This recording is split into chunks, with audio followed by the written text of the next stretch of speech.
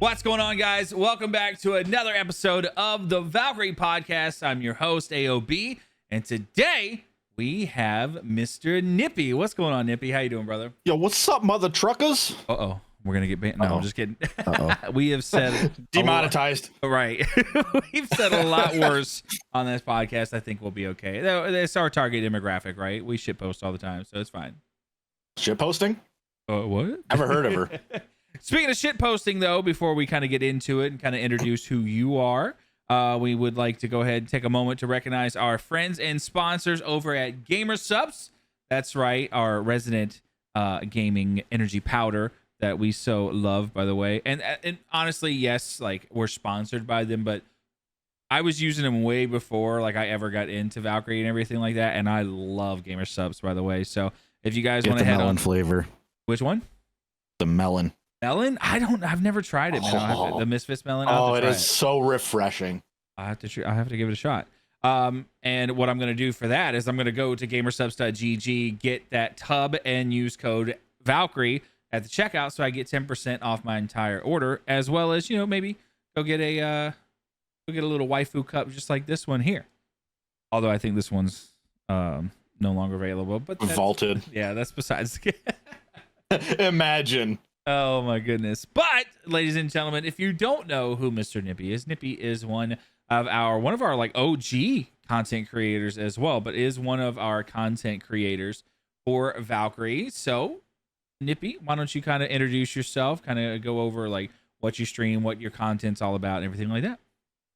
What's up, party people? I'm Nippy. It's Nippy on Twitch. It's Nippy everywhere else. Just add a Y. I kind of just stream everything. Lately, it's been a lot of Fortnite. I do a lot of variety. I might have Valorant in there here and there. And no, I'm not good. No, I cannot hit my shots. And I know somebody's gonna comment, "Hit your shots, Nippy." No, that's not who I am. I don't hit my shots. I have fun. I do a lot of charity fundraising. That's a lot of what my content is helping the people that need help. Whether that be children in children's hospitals or going through cancer treatment, or veterans, or mental health resources. Everybody needs help, and why not use a global platform to do good? 100%, man, 100%. And I know I've done a couple of charity streams now. I've been a part of charity streams with the org, and it feels so good to hit that goal, or just even if you don't hit the goal, just to have any participation whatsoever makes you feel so good inside, man. Oh, absolutely. And sorry, I had to dig in my little incentive box. Uh-oh. What's in the incentive box?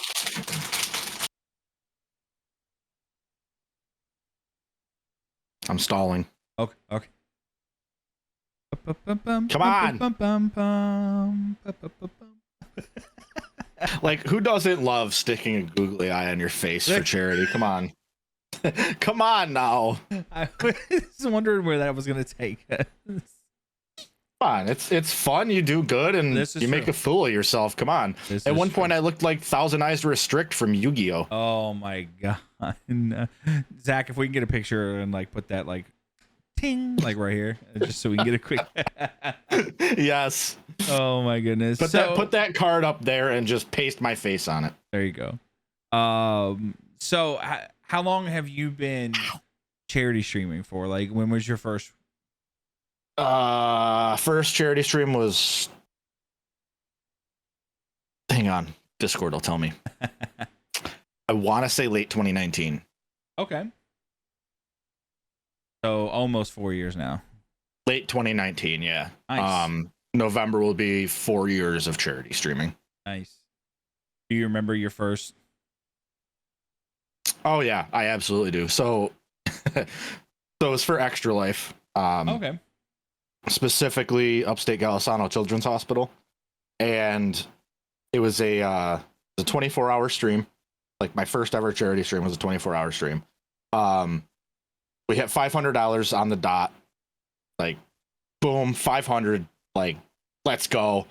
We ended up, so we rented a local like land center almost. We rented the whole upstairs. It was a card shop and a LAN center.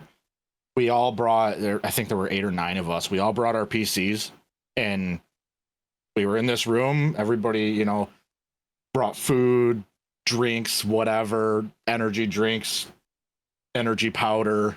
It was just like absurd, like straight up like LAN. Like you think everybody's coming over to play Halo 3, right? Yeah. No. It was we all brought our PCs. We hardwired in. Some people brought their PlayStations. It was back when I don't even know if PS5 was out then. I think it was just PS4s. They had VR headsets in the other room, so like we'd take a break from streaming and go play VR for 20 minutes or whatever. But no, it was just a 24-hour make a fool out of yourself. So I hit the $500, and then like the next week I got an email saying, "Hey, you're an affiliate," and I was like, "Awesome, sweet." But no, it was a really, really great time. At that time I had a special desk because I had like really thick like monitor arms. Mm-hmm. So I had to take my desk apart, throw it in my car, get my PC all set up, make sure I didn't break my monitors, like barely fit this in my car with a chair and all. Barely fit it in my car. Drove, 40 minutes or however far away it was, and set up and gamed for 24 hours. Oh yeah, man. I still remember mine, man. It was the it just left me. I had it. The National Breast Cancer Foundation. That's what it was. Oh my God. I think our goal was like 500, and I think I hit it right around the final hour as well. Yeah. Oh, you were pushing for it. Yeah, man. Let's go, guys. Let's go rally the troops. Please. It felt so good, man, to finally hit that goal. And at that point, you were loopy. Yeah. Oh, dude. Oh my goodness. And I remember people asking me about it like the week after, like what was the hardest part? The 16-hour mark. Yes. Getting to the 16-hour mark is nothing, but like in between 16 to probably about 21 hours is like the death loop. That's when Struggle you're just like, And it depends on the time too. Yeah. So if you don't have a community that's across, global, you got people that are like in your time zone or might be an hour or two off. God, you hit the graveyard shift. Mm-hmm. And it is just a struggle. If chat isn't keeping you hype, you have to try to keep yourself hype. Yep. But that late, that long into it, it's almost impossible. I made the mistake of going 8 a.m. to 8 a.m. the very first time. I think I did the same thing. Yep. And sure enough, midnight hits 16 hours, right? You're like, yeah, it's the next day. We got 8 hours. It's the last leg, because you kind of break it down. Right. You're like, all right, I just did 4 hours. Now I just got to do it 5 more times. Right. And stuff like that. And so you finally hit that milestone. You're like, all right, this is it. The last 8-hour stream. Boom. It's the last stretch. Yeah. And dude, everyone stopped talking, and it was just silence. And you're just like, everybody's saying good night. And you're like, please stay with me. Please. Yeah. But disclaimer, don't do a 24-hour stream. If your body can't handle it, they are not healthy. They're not. Break it up. If you need to break it up into 2 12-hour streams or 3 8-hour streams, do that. Don't do 24 hours straight, because your body will hate you. Yeah. And you will screw up your sleep schedule. Yeah. I really like what Maz did this most recent St. Jude's stream. Is he actually did like an entire month, I believe it was, where like every stream in that month was for a charity, and I really felt like that was during like, Play Live season. Yeah. That's generally like we both do Play Live. We actually just went to the St. Jude's Summit, and I got to finally hold that man's hand. Anyway, he's gorgeous. He is, and he is short. He's a short king. Shots fired. But Play Live. It for me, it's easier to split it up, like every stream for that month or whatever is going to be for charity. And like myself, I don't rely on the money that I get from streaming. Somebody that, might be a full-time streamer or, relies on that money, that income, that's hard to do because you basically say, don't sub, don't give me bits, give it to charity. So you cut on your income a lot. So it's not something everyone can do. But personally, because I have a full-time job, I work over 40 hours a week and streaming's not an income that I rely on. I can just say, all money that we make on the channel is going to go to charity this month, or, don't give me anything, put it all to charity, whatever. I like doing that better than, hey, for one day I'm dedicating everything to charity and I'm going for 24 hours. It's very hard to do a 24-hour stream because you start to lose the gas, Yeah. You can't be gas on for 24 hours straight unless your name's Maz. And even he struggles. Even he struggles, man. He does. Once he gets to 20, 22 hours, he's like, hey, yo, let's go. Yeah. But no, it's tough. And, if you're doing long streams, anybody watching, if you're a streamer and you're doing long streams, cold water. Yeah.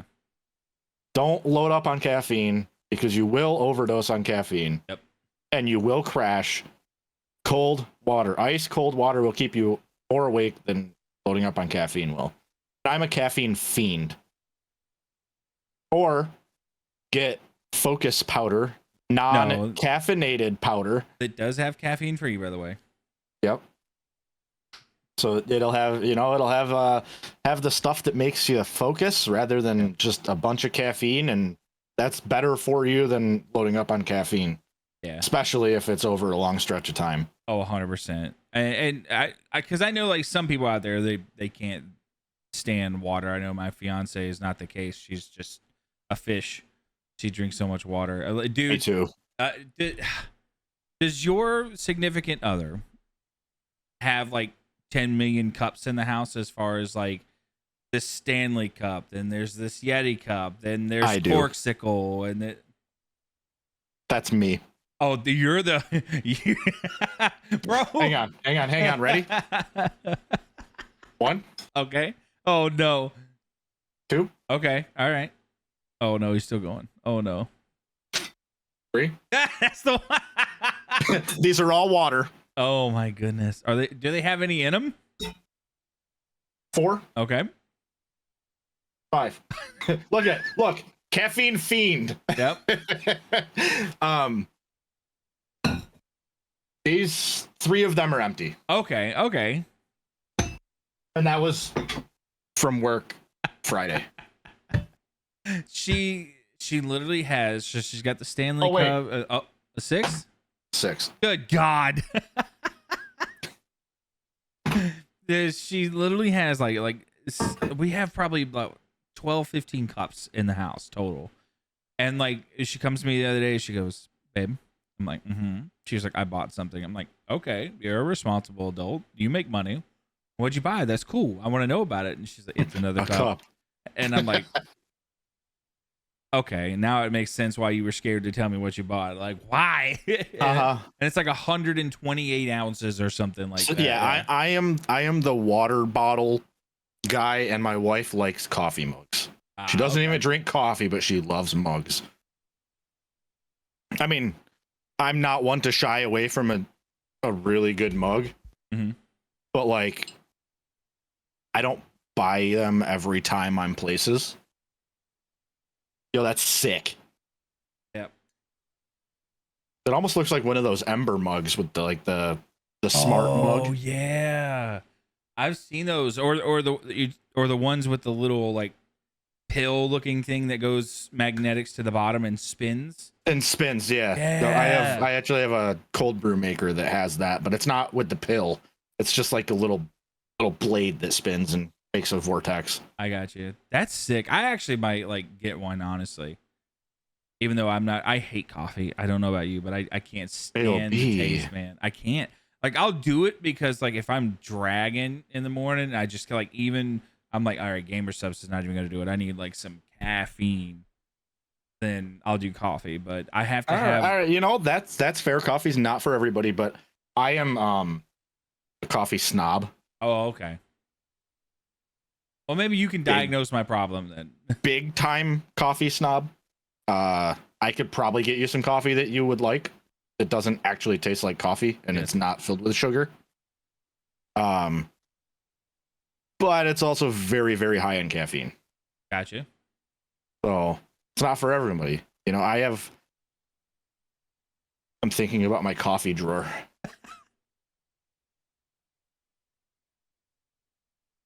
I have 13 pounds of coffee right now. Pounds?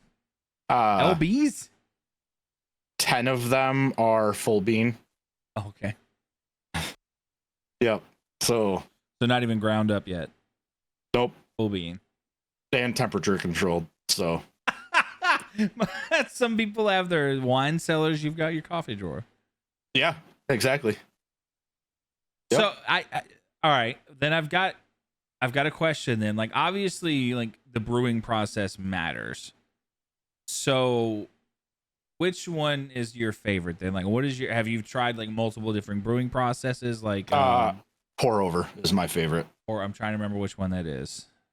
So you get like a clear just a container to really hold it in after you pour it over, and then there's a strainer that goes on the top. It sits on the top. You can do like a filter with the strainer, metal, mesh strainer. You put ground like rough, coarse ground coffee in there, and then you pour it over with hot water slowly in circles, and it just the flavor is way, way better. I love cold brew. Don't get me wrong. Sometimes you just need the hot stuff, the hot bean water. I like pour over better than French press, but French press is they take about the same time. I just find pour over way easier to drink. I have pour over, drip, French press, and cold brew generally. Pour over is my preferred though. Gotcha. I just love like I will say like I can't stand going into coffee shops because the smell is so bad to me. But like if I'm at home and somebody's brewing coffee, that's different. Like that I can get behind. Like when I'm in like sometimes it is overwhelming. Yeah. When I get to like a very cold place, or like for me being in North Carolina, if I go to the mountains where the air is a little bit thinner, it's a little crisper and everything like that. Oh, dude, don't get me wrong. I love going and sitting out on the porch, feeling that cold air and just sitting with a hot cup in my hand. Like that is therapeutic. But I just like normal day to day, I can't stand it. It's too bitter for me. The bean taste is. Yeah, it definitely depends on how you brew it, and also the type of coffee. I mean, there's some that are way less bitter, and some brewing methods that take a lot of the bitter away. Like Keurigs, they're too hot and it brews too fast, so it stays bitter. Oh. So if you do a slow brew, whether that be cold brew or like a pour over, because you do pour slowly, or sometimes, even if you get a really good like drip coffee maker and get fresh coffee, it sometimes takes the bitterness away. Or you could brew it and just add water. Yeah. And that'll take the bitterness away without adding a bunch of sugar or a bunch of creamer. It's like, I'm going to get murdered for this, by the way, but it's like whiskey. I don't know if you're a bourbon guy or a whiskey guy, or if you don't drink alcohol at all, but it's kind of the same thing. So if you've got a whiskey that's just a little bit too strong for you, it's very very harsh. Oh yeah. You add like drops of water and it takes it away. That opens it. Yeah. And that way you're able to sip on it instead of just chase it or something like that. And that's when you can taste the flavor. So yeah, okay, maybe we are the same. And I don't think you're gonna get murdered for that, because the general rule of thumb with like Scotch, 2 drops of water will open it and completely change the flavor in a good way. Like you get whiskey on the rocks. Once that ice melts, it's gonna be way easier to drink. Oh yeah, dude. I know some people use whiskey stones or use the metal balls to chill it without watering it down, but I don't want to burn every single time I take a sip. Yes. Ugh. And like I've been a bartender for 9 years, and 99% of the people that I've served do whiskey on the rocks. So good. Now, are you? Do you care? Like, do you favor one or the other when it comes to like bourbon, Scotch, whiskey, bourbon? Okay, see, I'm more of a Scotch guy. So generally, Scotch gives me heartburn. Anything with peat or smoke gives me really bad heartburn. So I've learned which bourbons I can drink. I generally stay away from Scotch because I don't know Scotch as well as I know bourbon. See, I like Scotches or more like anything that's rye based. So like more like your Irish whiskeys. Yeah, I mean you could do Irish or even a rye whiskey. Yeah. Yep. Oh, I love like my cheap go-to is gonna be like Jameson, obviously. Plus, I was in the military, that didn't help. It is Jameson, just because of the rye, right? It's very smooth, but I've also really enjoyed Japanese whiskey as well. So like Hibiki, anything from Suntory. Yes. It's so good. Yes, it is very good. So if you like Irish whiskey, have you had the Fighting 69th? No. Do it. I know where I'm going tomorrow. If you can find a bottle of Fighting 69th, get it. It is cheap, but it is good. Actually, I met one of the master distillers for the Fighting 69th, and yeah, it's good. It's really good. It's like Jameson, but not super corporate, so it still tastes original. If that makes sense. Oh, 100%. But I believe proceeds go to like the 69th Battalion or whatever. I think that's what it is. That's what it sounds probably like it. Have you had Proper 12? I don't like it. Really? I actually enjoy. I was actually very surprised because I thought it was going to be very like cheap tasting, but to me, like it tasted okay. Like it tasted great for how cheap it is. Okay, don't roast me. No, go for it. I don't like Conor McGregor. So that might influence my taste in the whiskey. He's very divisive. Yeah, that's the word I was looking for. Yeah. Dividing. Yeah, so they $1 of every bottle sold goes to the 69th Infantry Regiment Historical Trust, which is a 501c3 not for profit. I'm definitely going to have to check that out. I don't think now North Carolina is a very Bible Belt state, so we don't have multiple liquor store options. It's literally the one company, the ABC. Can you store. have it shipped to you? No, we can't either. Yep. So you can buy this right on their website and have it shipped. I've seen it in our liquor stores once, so I don't know if it's something that you'd be able to get, but definitely worth checking out. I'd have to go to like another state and then like smuggle it in. FBI agent, you heard nothing. Wait, what? Oh my god! Hey, can we bleep that out? Yeah, Jack, just cut that away. What? FBI shit. But I gotta go. but we kind of got away from the charity streaming, which is one of the big, like that was one of the major topics that I wanted to talk about with you because I know that you care about it so much and you're very involved with it's Playtest, right? That's the group that you guys are not Playtest. Side Quest. That's what it is, and it's just this big group of charity streamers like you and Maz, and then all that group as well. Do a lot of amazing things. I know you guys raise a ton of money as a unit as well. I don't even know what we're at this point. Yeah. Like close to $500,000, if not over. Holy cow! And then I know you guys open Tiltify. You guys meet up too, like every year. We're at $674,861 as of right now. That's awesome, dude. Congratulations. Wow. That's a big number. That is a big number, and we still got 4 months left in the year. So yeah, and that's that's since August 20th of 2020. Oh, there you go. August when? 20th of 2020. Oh, of 2020. So that's not even. That's so not even 3 ago. full years. Yeah. Holy cow. That's amazing, man. So how did you get?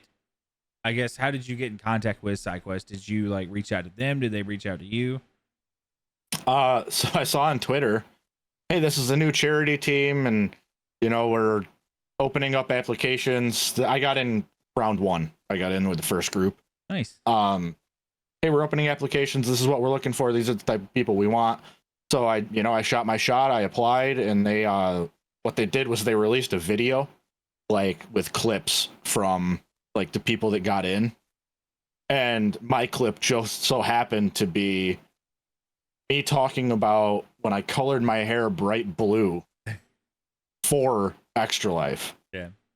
And that was the clip they used, and I was like one of the last ones in the video, so I was sweating bullets. I want to say there was over 300 people that applied in the first round, and I couldn't even tell you how many got accepted. I think like 30 maybe. Oh wow. So that was awesome, and I've made a lot of friends. Like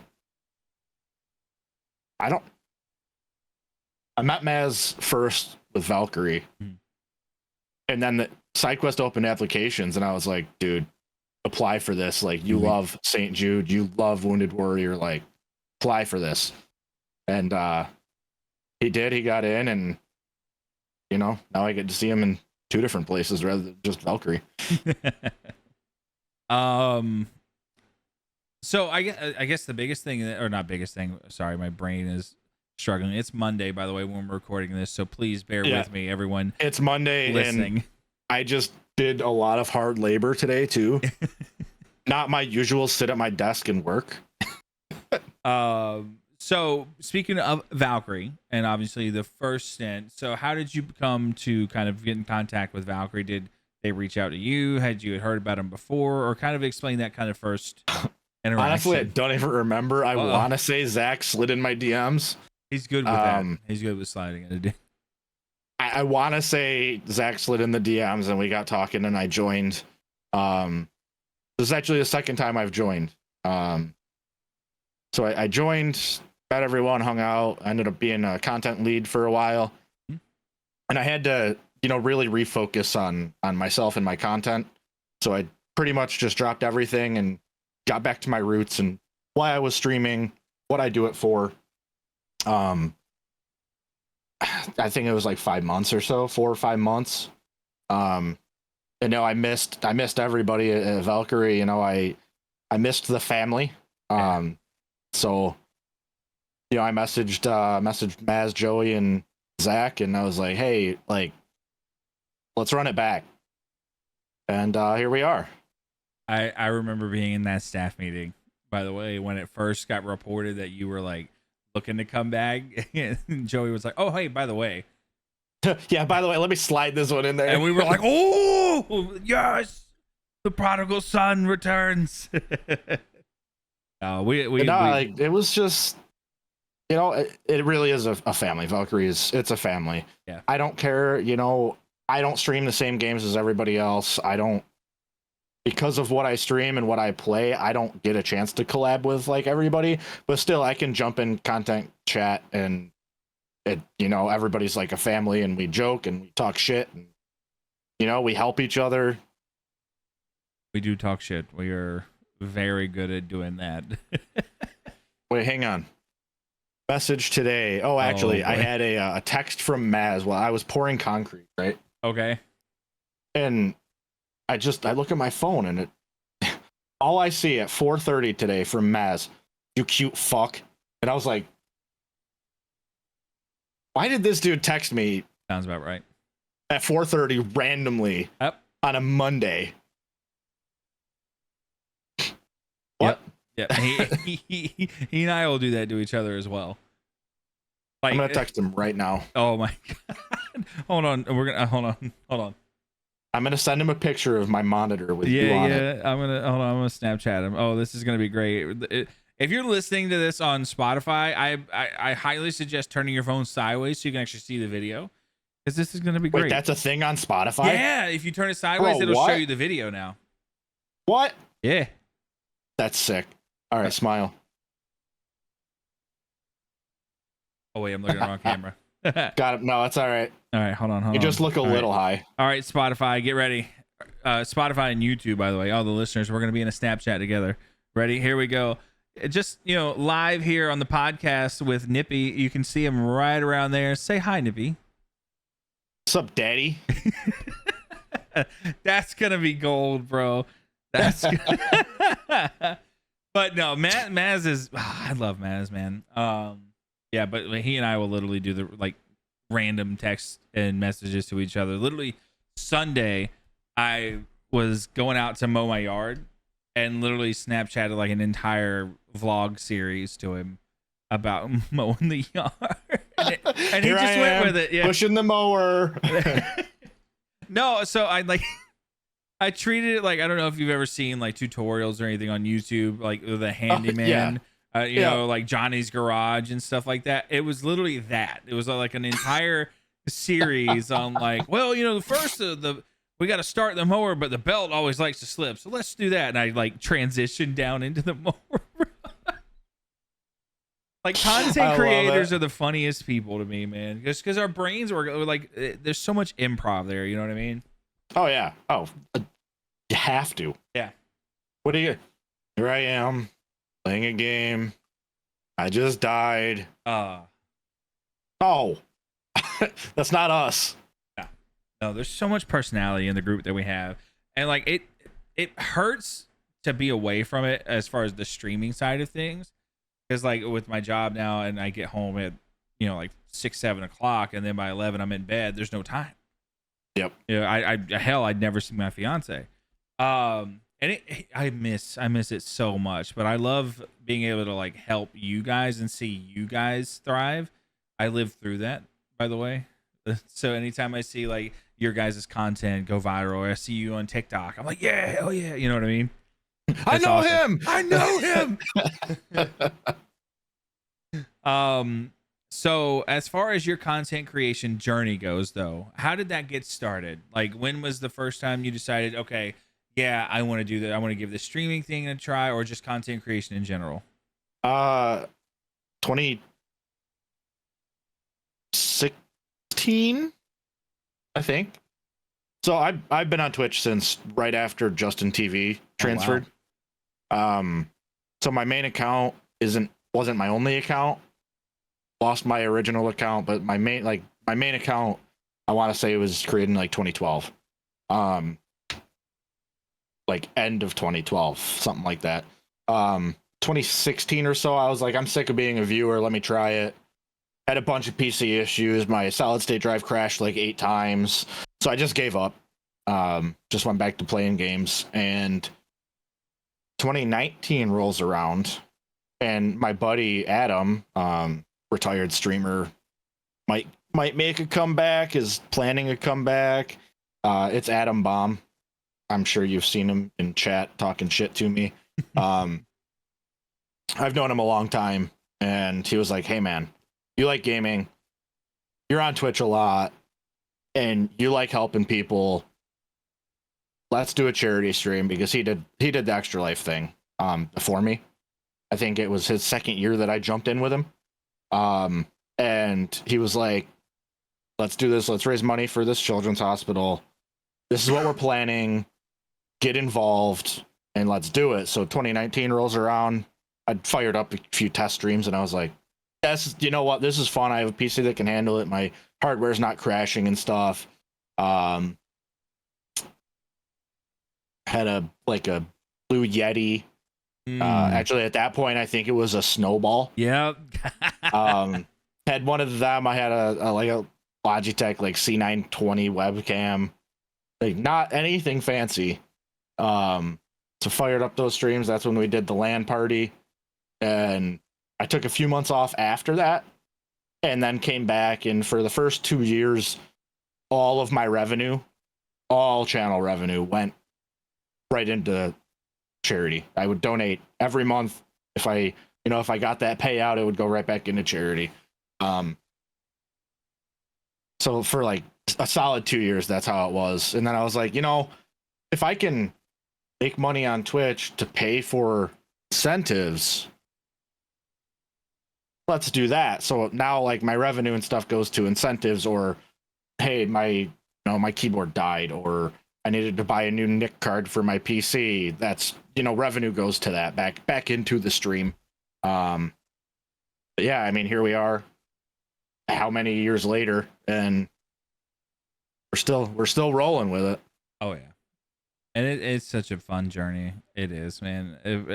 For the people that I get to interview with, which has pretty much been just like all of our content creators, but then hearing their journeys, man, and hearing like everyone kind of go through that early struggle, but then finally start to see a little bit of growth, even if it's not like this mammoth growth, like hundreds and hundreds of viewers, but just like the 5 to 10 people, is so amazing. And I feel like a lot of the streamers that we see now and like the big time light and everything, like they kind of forget about that. Like it's all about the money, it's all about the fame, and it's not about the community and like the journey and what they originally started for. And I feel like that's missing out in the content as well. I don't know if you noticed as well, but like a lot of the content these days just feels so, I don't want to say fake, but just unauthentic. Like there's just it's just you're fishing for impressions. That's the big thing now is, oh hey, I'm gonna impression farm, and maybe I'm not even having fun with it, but hey, I'm getting money from it. No, like in my eyes, you can't be a successful like content creator unless you realize that the community behind you is the only reason you're doing it. And think about it. I'm a small streamer. I've never had an average over 30. I can't imagine being in a room with 30 people watching me play a video game. Like if I get 8 or 9, that's still like, imagine those people in a room with you watching you play a video game. That is absurd. Yeah. If you consider your viewers' numbers, that's so like unauthentic. It's just like, it hurts my soul because like my community, like we're close. I can be upfront like, hey, I'm having a bad mental health day. Like I can't click that go live button, or hey, I don't want to broadcast, so I'm going to jump in Discord and just stream my game to Discord and sit in voice chat. Like those are the type of people like I have around me, and I don't want them to feel like they're only a number, Mm-hmm. You're not. You're a person taking time out of your day to watch me play a game and talk to me. Yeah. Like you're not just a number. You're not user 38642. No, you're Angel of Battle. Yeah. You're not just a number. You're Sean. Like you're a person. Yeah.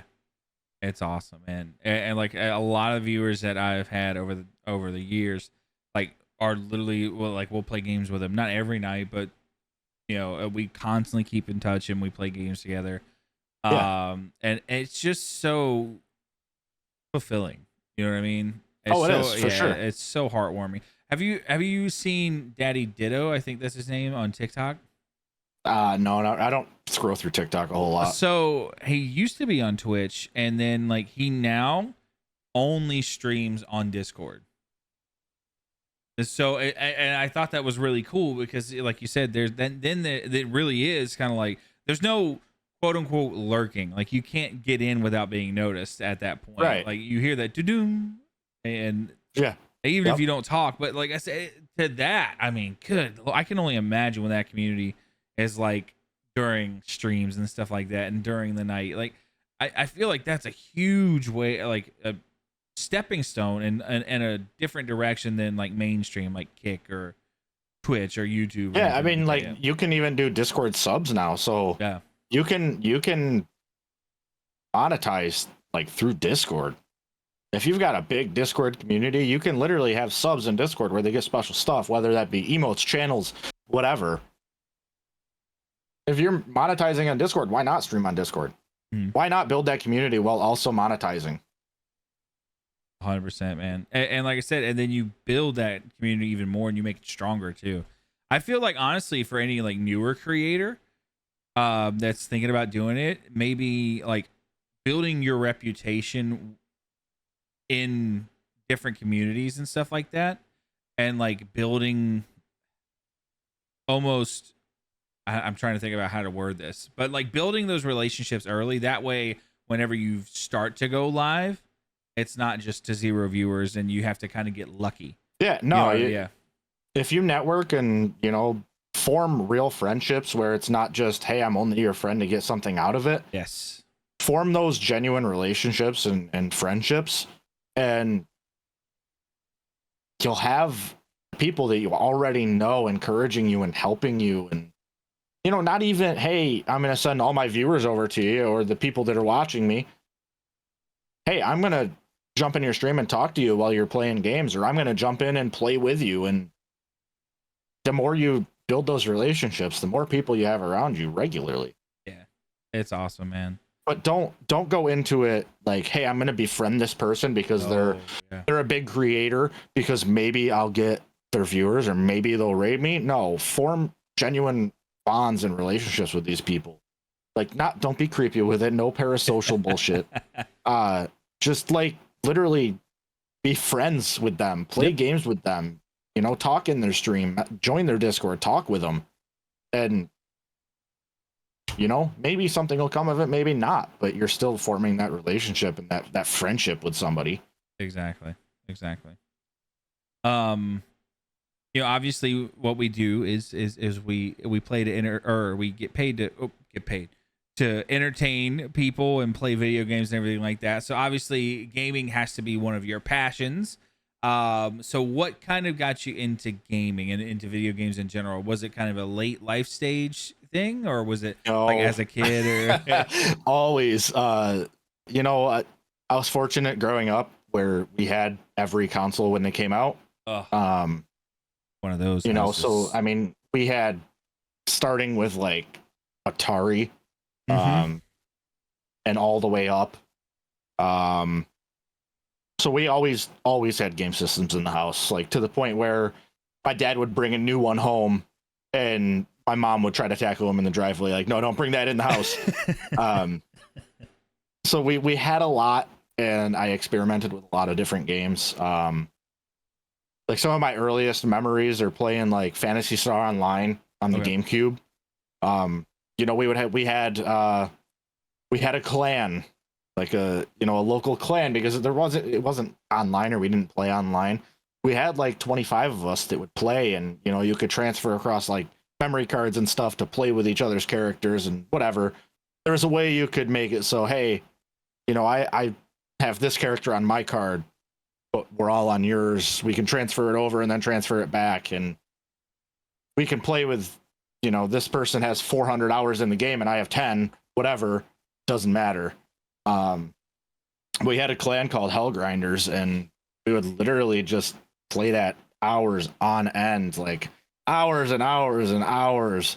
Like me and my brother, we would play you can't even really call it a campaign.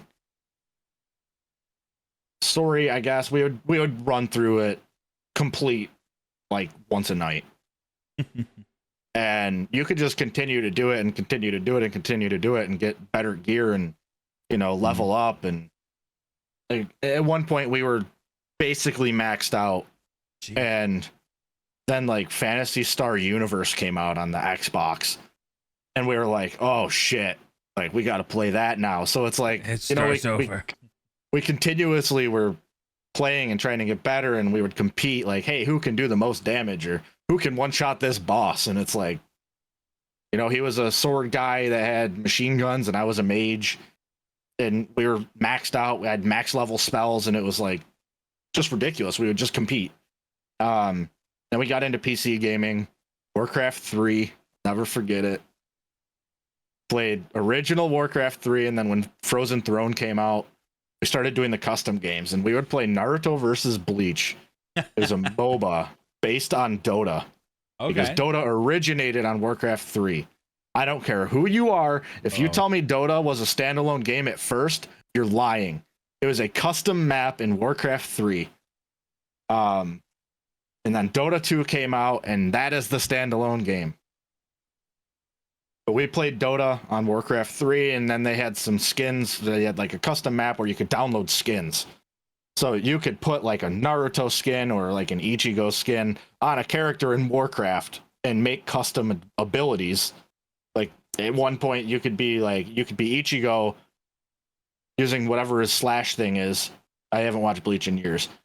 And Naruto running at him with a Rasengan in his hand. And it's like, this is like the original Fortnite. Like you have people from different games and different series and movies and animes like fighting each other. And it's like, huh? So we played a ton of that. We made a few custom games, and it was just like, that got me into building PCs, and built my first PC at like 12.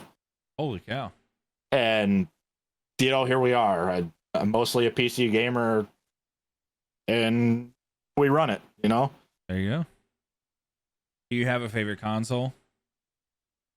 If I had to pick console, if the Switch hardware wasn't like 10 years old, it would be the Switch. Okay. But I can't necessarily say that the Switch is my favorite because of how shitty the hardware is right now. I'd have to say PS5. Oh, wow. Favorite current console is PS5. Okay. Like an all time though? Is it all-time favorite? Probably N64 or GameCube. that's solid, man. Like I still have an N64 with original cartridges downstairs, and like it's nostalgic to play it, but you also realize how good we have it now with like 4K and like 1440p gaming at 300 frames. It's like I can't go back to retro anymore. How many times, or when's the first time that your game, like let's say you're playing Fortnite, right? And it dropped to like 60 frames, right? And you're like, oh, this is disgusting. So and I cap mine at 144. Mm-hmm. I cap it at 144 because that's what my monitor is. And when it drops to 60, I'm like, I'm lagging. And then I realize that it's just lack of frames. So that hurts sometimes, but like Fortnite is so unoptimized, it's unreal. Yeah. I have a 13th gen i7 with 32 gigs of DDR5, 6,000 speed RAM, and a 3070. Jesus. I should not get under 120 frames at any point. Nope. But Fortnite, like I get like sometimes I'll get like 60 frames or 50 frames, and then others I'll get like 300, and I'm like, I've optimized all of my settings that I can possibly change. And it's like, why do I get such shit frames on this game?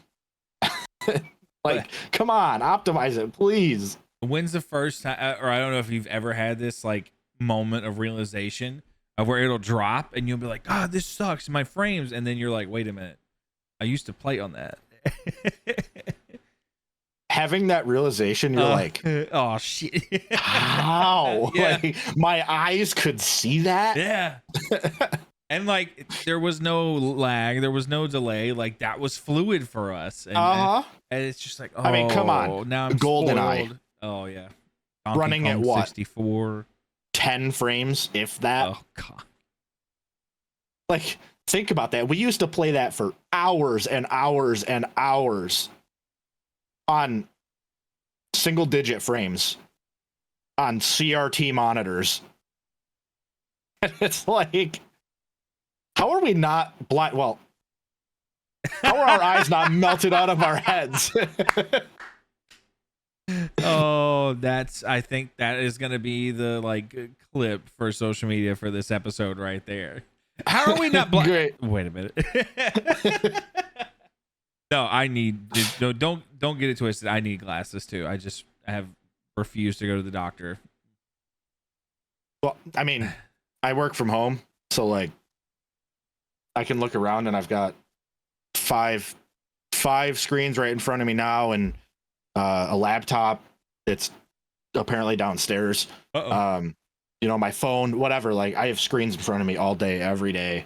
So I need, like, if I didn't wear glasses, I would have blue light glasses. Yeah. But like, I had to get something to protect my eyes because I was born cross-eyed, and when I was 2, I had an operation. I didn't actually wear glasses until college. So my eyes have progressively gotten worse. Gotcha. So you got to protect them while you have them. And now that with my job, now that I sit behind a desk and I look at a screen all day, I feel like mine's gonna deteriorate pretty rapidly now too. Which, like, I always knew it was gonna happen, but like, I'm like, because when I was a kid, I was diagnosed, or not diagnosed, but like I was prescribed glasses. I wore them for like 4 months and was like, I don't need these. This is stupid. I look like a nerd. Like, yeah, because it was like 6th grade, you know, stuff like that, right? And the crazy thing is, it's like, even in the military, they were like, yeah, you got 20/20 vision. I'm like, why did I have glasses? No, like, I don't. What the fuck, right? but literally, you're lying to me. Every time the test would come up, they'd be like, I even had a doctor one time tell me I had 20/15. I was like, how is my eyesight getting better? That doesn't make sense. Yeah. So like, but like, I think for me, the biggest thing is like, it's not a crazy difference, but things are a little bit more refined. Like it's almost like someone turns the brightness up or the sharpness up for things for me. Whenever it's like it goes from 1080 to 1440. Yeah, and I'm like, oh wow, this is what the world looks like. Yeah. Yep. Quick, I don't know how into like quote unquote conspiracy theories or anything you are, but now we're talking. Yeah. Oh yeah. Now I get hooked. Sometimes. So it depends on what it is. So I've always been under like, when we were kids, was the world not a like brighter place than it is like now?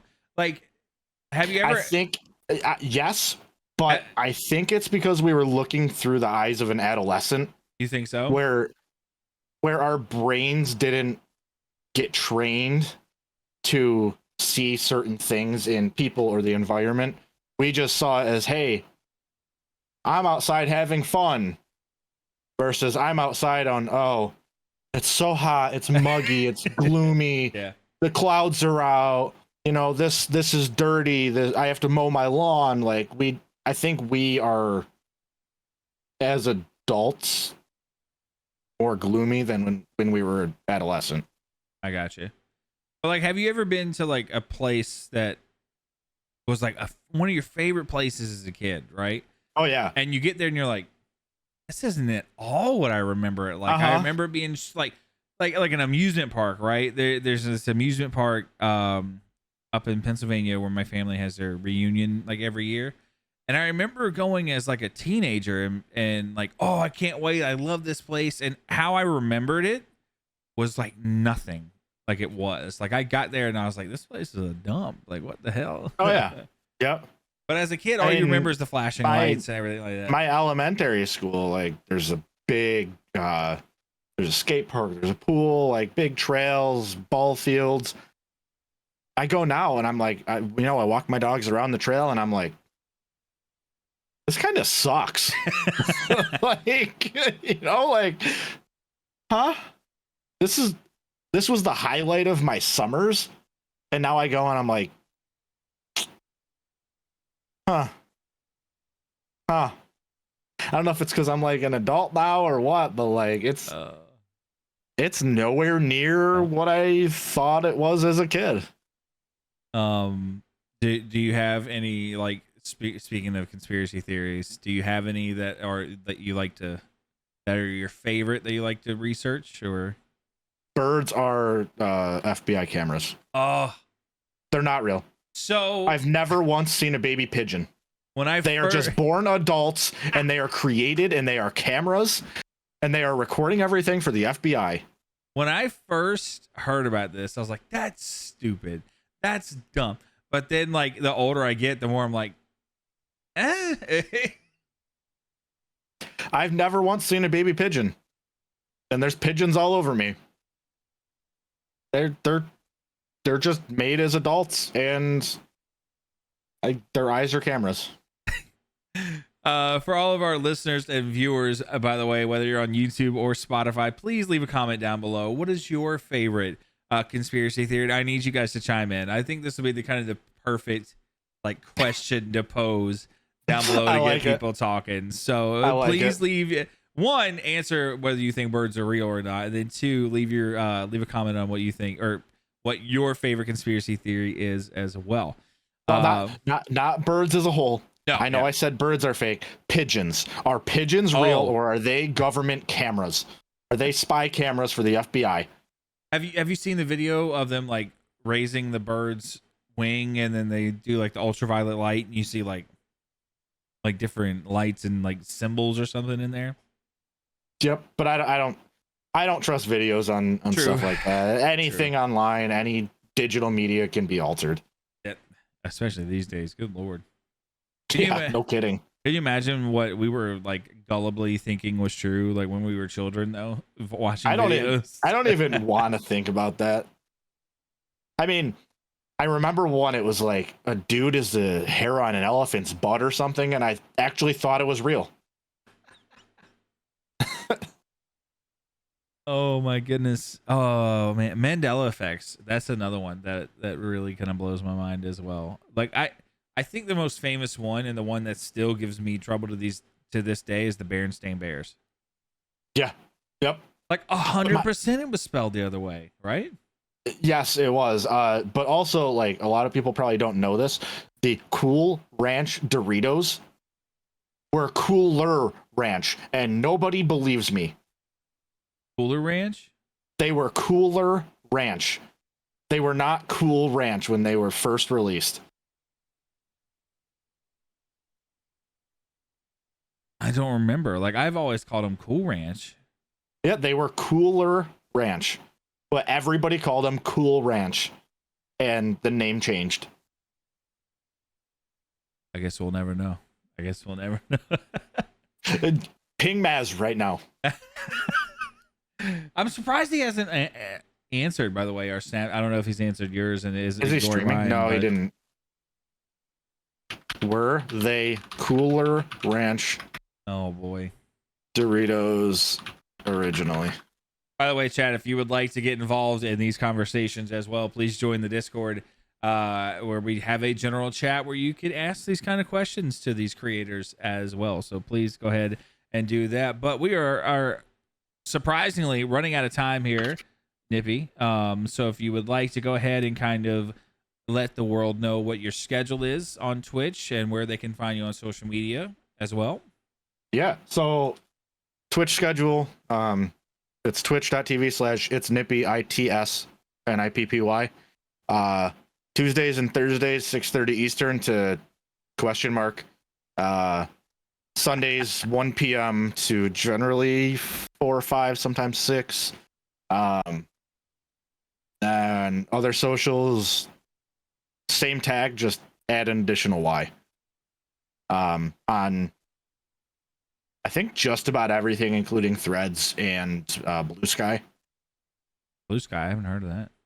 Yeah, it's a new invite-only social. They're releasing it, I think, openly, but it's very much hey, you get to actually choose what content you see, and the people you follow, like, you actually see the timeline on people you follow and not just 80,000 other people. But I enjoy it so far. It's great. Threads is even good. I was on Hive or whatever that was for a little while. But my most active is Twitter for sure, or X, whatever it is now. Yeah, that's it'll always be Twitter for me. That's a whole nother episode, by the way.